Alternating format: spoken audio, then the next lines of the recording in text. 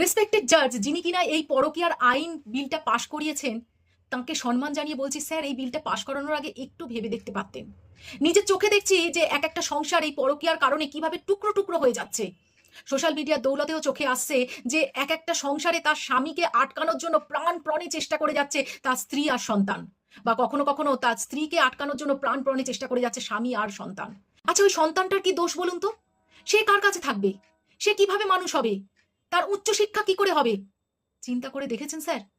একজন তো পরকীয়া করতে গিয়ে ফুর্তি করছে, আর ওই দুটো প্রাণী কিভাবে পচে পচে দগ্ধে দগ্ধে মরছে। তার চেয়ে বরঞ্চ ডিভোর্স দিয়ে তারপরে পরকীয়া করতে যাও ভাই। সে মহিলা হোক বা পুরুষ হোক, কাউকে শাস্তি দিও না, ভরণ পোষণ দাও, তারপরে তুমি যা ইচ্ছা করো। তুমি এদিকে ফুর্তি করবে আর তারা এদিকে পচে পচে মরবে, সে তো হতে পারে না। পরকীয়া আইনটা আমার মনে হয় খুব একটা সমাজে দরকার ছিল না। ভেবে দেখবেন স্যার।